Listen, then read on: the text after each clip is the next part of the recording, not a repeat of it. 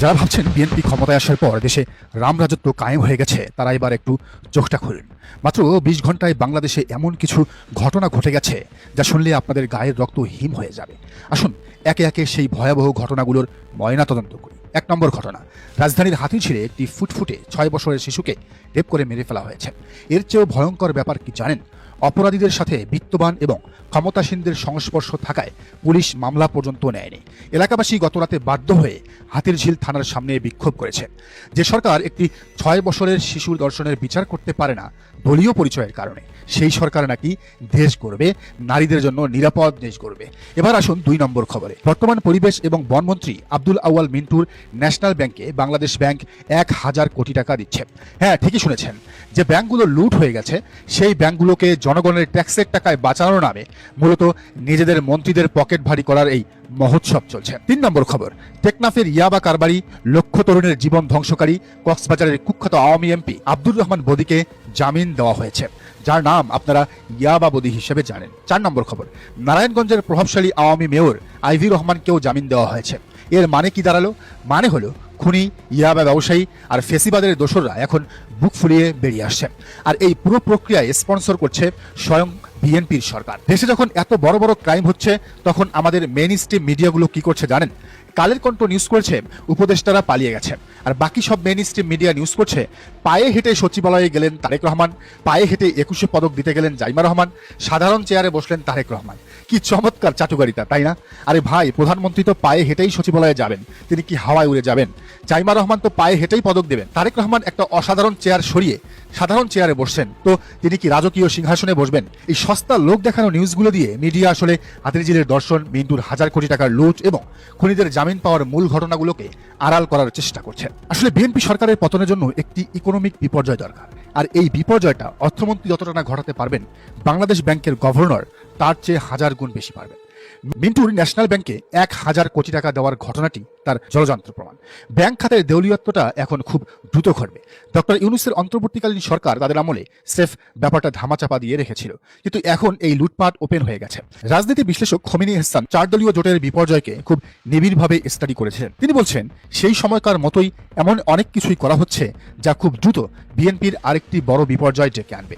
BNP যে আওয়ামী লীগকে পুনর্বাসিত করছে, তার পরিণতি কি হবে জানেন? আওয়ামী লীগ পুনর্বাসিত হওয়ার পর তারা চাইলেই তো আর বিএনপিকে ক্ষমতায় থেকে ফেলে দিতে পারবে না, কারণ তাদের সেই শক্তি এখন নেই।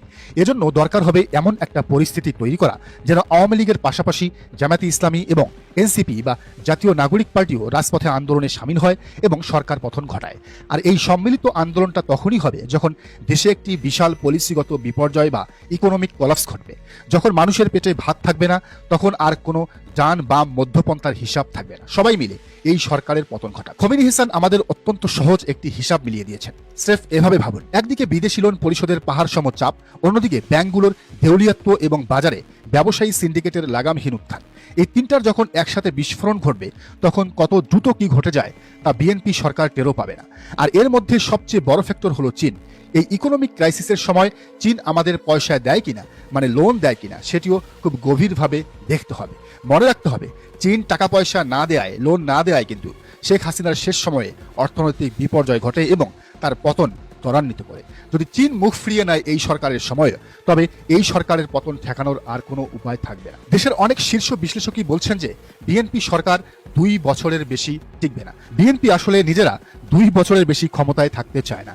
তারা যেভাবে খুনিদের জামিন দিচ্ছে, ব্যাংক লুট করতে দিচ্ছে, গ্যাংরেপের আসামিদের প্রোটেকশন দিচ্ছে এবং মিডিয়াকে দিয়ে পায়ে হাঁটা আর চেয়ারে বসার সস্তা নাটক করাচ্ছে, তাতে প্রমাণ হয় তারা আসলে রাষ্ট্র পরিচালনার যোগ্যতাই রাখে না। তারা যেন ইচ্ছে করেই নিজেদের পতনের রাস্তাটা খুব দ্রুত ক্লিয়ার করে ফেলছে। বাংলাদেশ এখন আসলে একটি টাইম বোমার উপর বসে আছে। বিএনপি যদি ভেবে থাকে যে তারা মিডিয়া কিনে নিয়ে সাধারণ চেয়ারে বসার নাটক দেখিয়ে মানুষের পেট ভরাবে, তবে তারা চরম ভুলের মধ্যে আছে। যখন ব্যাংক দেউলিয়া হবে, যখন জিনিসপত্রের দামে আগুন লাগবে, তখন এই দেশের সাধারণ মানুষ, ছাত্র, জামায়াত, এনসিপি, শিবির সবাই এক হয়ে এই সরকারের পতন ঘটাবে। এখন বর্তমানে সোশ্যাল মিডিয়া এবং চায়ের টেবিলে একটি খুব কমন প্রশ্ন ঘুরপাক খাচ্ছে।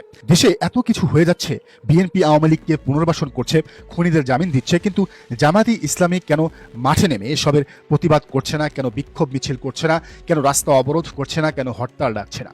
যারা আজ ফেসবুকে বসে কিবোর্ড টিপে জামাতকে রাস্তায় নামার জন্য উস্কানি দিচ্ছেন, তাদের কাছে আমাদের খুব কমন একটা প্রশ্ন রয়েছে।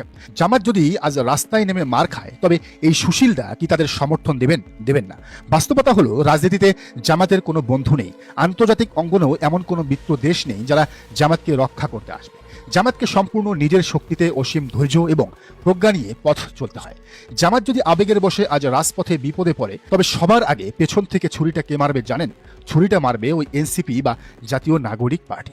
এনসিপির সুসময়ে তারা জামাতকে দমিয়ে রাখার কম চেষ্টা তো করেনি। সেই গণঅভ্যুত্থানের পর তারা সাদিক কায়েমকে তারা ভুয়া সমন্বয়কও বানিয়েছিল, নাহিদ ইসলাম। এই তো কিছুদিন আগের কথা, তারা ঢাকা বিশ্ববিদ্যালয়ে মুক্তিযুদ্ধ মানালো। কাদের, বাকের আর আশরাফেরা মিলে রঠা সঙ্গীত গাইল। এরপর তারা সাইদি সাহেবের ছবিতে জুতা নিক্ষেপ উৎসবও করল। জামাত রাজনীতিতে এখন সেকেন্ড পজিশনে বা প্রধান বিরোধী দলের জায়গায় আছে। জামাতে না থাকলে বা বিপদে পড়লে এই পজিশনটা সরাসরি এনসিপির দখলে যাবে।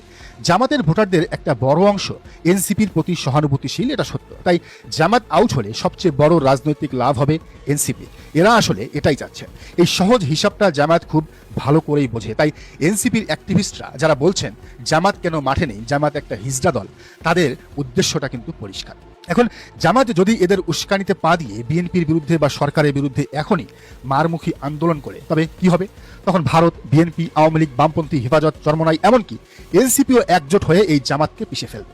সবাই মিলে জামাতকে একটা সহিংস দল হিসেবে ট্যাগ দিয়ে তাদের রাজনৈতিক অস্তিত্ব মুছে ফেলার চেষ্টা করবে। জামাতের এই নীরবতা কোনো দুর্বলতা নয়, এটি অত্যন্ত তাৎপর্যপূর্ণ একটি মাস্টার স্ট্রোক করেছে। বিএনপি এখানে আওয়ামী লীগকে পুনর্বাসন করে নিজেদের পায়ে কুড়াল মারছে, সেখানে জামাত চুপ থেকে বিএনপি এবং আওয়ামী লীগের এই তিলেসমাতি মানুষের চোখে আঙ্গুল দিয়ে দেখিয়ে দিচ্ছে। জামাত এখন সম্ভবত পরিস্থিতি খুব ভালো মতো পর্যবেক্ষণ করবে। তারা সংসদে তাদের ঐতিহাসিক 11 জন নারী এমপি সহ অন্যান্য সদস্যদের নিয়ে কথা বলবে, যৌক্তিক বিরোধিতা করবে। আর রাজপথের যে লিপ সার্ভিস বা কথার রাজনীতি, তা তারা এনসিপির উপর ছেড়ে দেবে। জামাতের আমির ডাক্তার শফিকুর রহমান অত্যন্ত সঠিক পলিসি নিয়েছেন।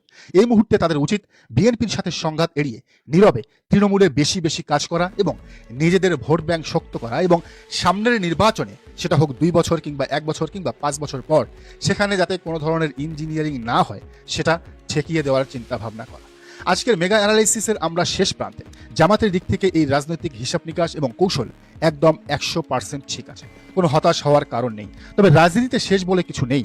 অনেক পরিবর্তনই হঠাৎ ঘটে যায়, যদি সেই পরিবর্তনের শর্ত তৈরি হয়। যখন দেশের অর্থনৈতিক বিপর্যয় চরম আকার ধারণ করবে, যখন সাধারণ মানুষের পিঠ দেয়ালে ঠেকে যাবে, তখন জামাত ঠিকই সময় মতো রাজপথে এসে নেতৃত্ব দেবে। ঠিক 5 আগস্টে যেমন জামাত শিবির দিয়েছিল। তার আগে উস্কানিতে পা দিয়ে নিজেদের রক্ত ঝরানোর কোনো মানে হয় না। দর্শক, আপনাদের কি মনে হয়, জামাতের পলিসি কি ঠিক আছে নাকি নেই? জানার মন্তব্যের ঘরে। আর